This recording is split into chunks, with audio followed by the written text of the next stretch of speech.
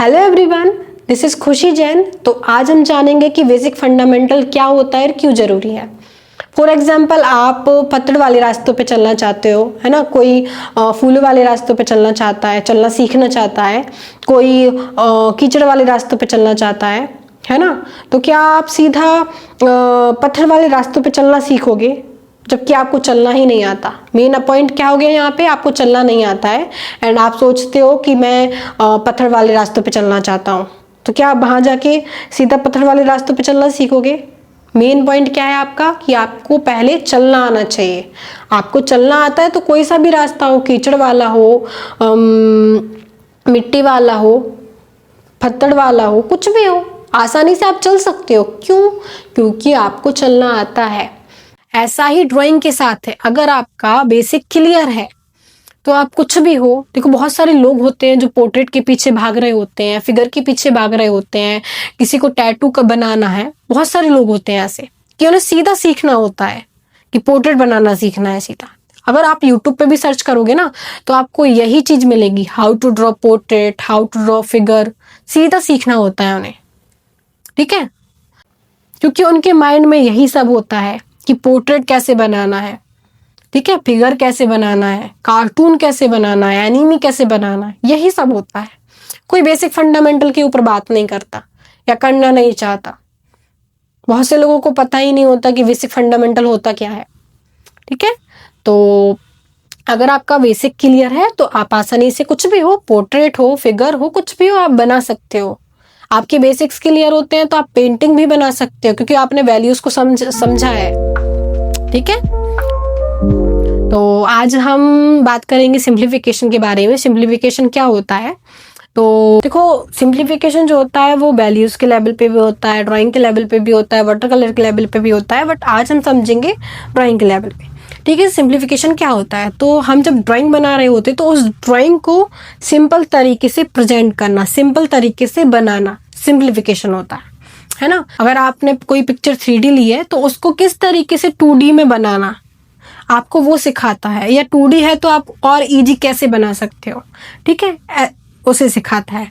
And simplify अपन दो तरीके से कर सकते हैं, लाइंस में एंड शेप्स में। तो स्टार्टिंग में आपको लाइंस में सीखना है क्योंकि नेक्स्ट फिर आप शेप्स में सीख सकते हो। सबसे इजी तरीका जो होता है वो लाइंस में होता है कि किसी भी पिक्चर को आप किस तरीके से लाइन में बनाते हो, कम से कम लाइन में बनाते हो, है ना, कम से कम लाइन में उसको कन्वर्ट कर देते हो, ठीक है। एंड सिंप्लीफिकेशन जो होता है वो आपके देखने के तरीके को बहुत चेंज कर देता है।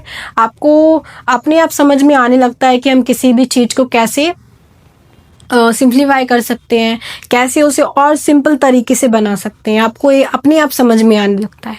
तो सिंप्लीफिकेशन की प्रैक्टिस आपको जब तक करनी है जब तक आप किसी भी चीज को देखकर उसे खुद ही सिंपल तरीके से बनाने ना लग जाओ, ठीक है।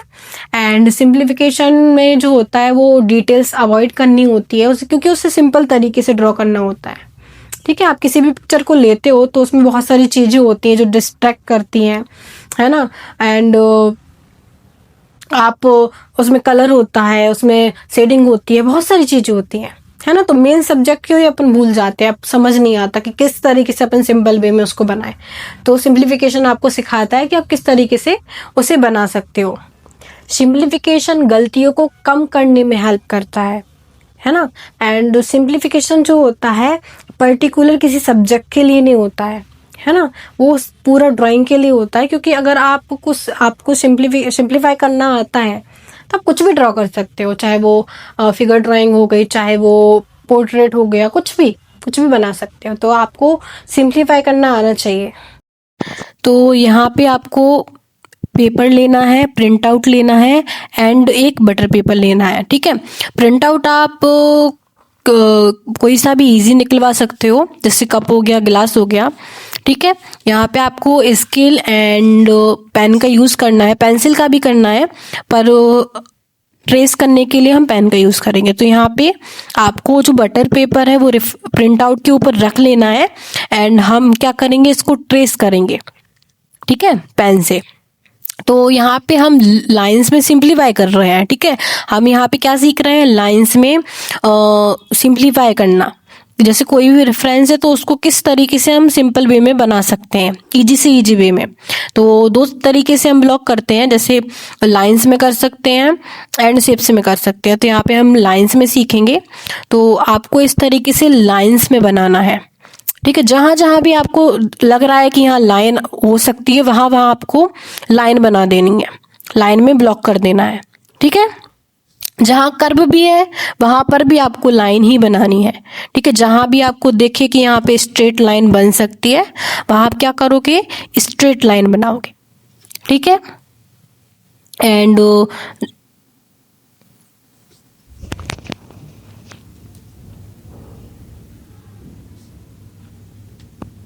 एंड आपको इसकी प्रैक्टिस करनी ही करनी है, क्योंकि आपको आपकी जो आई है उसको ट्रेन करती है किसी भी रेफरेंस को सिंपल वे में बनाने के लिए, सिंपल वे में समझने के लिए, है ना।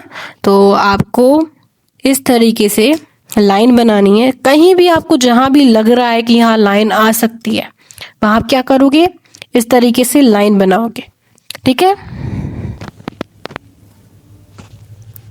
ठीक है। इस तरीके से आपको बना देना है। अगर बाहर भी आपका लाइन बनाने के बाहर भी आपका कुछ छूट जाए तो अभी उसे छोड़ देना है, क्योंकि अभी हम लाइंस में ब्लॉक करना सीख रहे हैं, है ना। हम उसको सिंपल तरीके से बनाना सीख रहे हैं। तो ये आपका ये जो है ट्रेस हो गया है।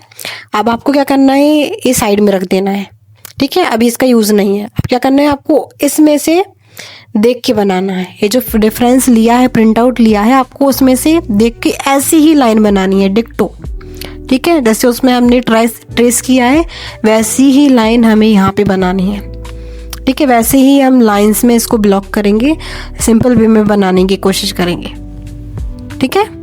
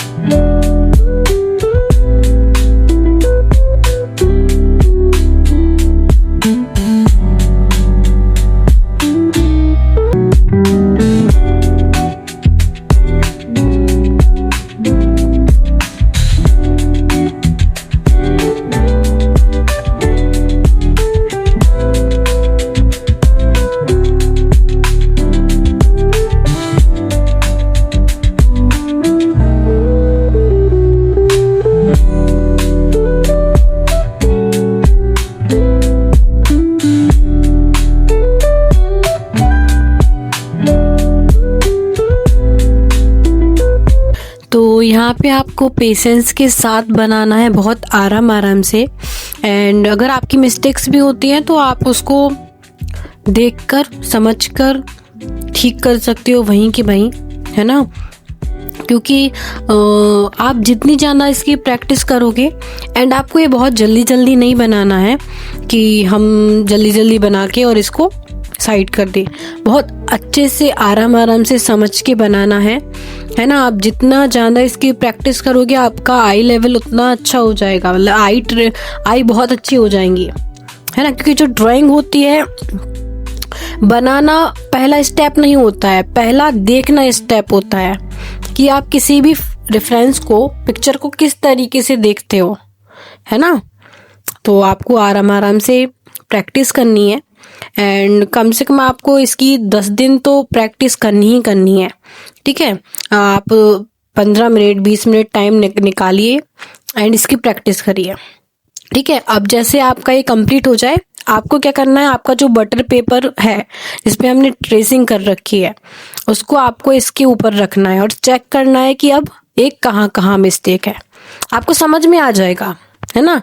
आपकी अपने आप जो मिस्टेक है वो निकलने लगेंगी कि कहाँ पे आपने मिस्टेक की है। तो आपको क्या करना है, आपको वहीं के वहीं आपको अपनी मिस्टेक ठीक करनी है कि जहाँ भी डिफरेंस नज़र आए, है ना, थोड़ा सा भी, वहाँ आपको ठीक करना है।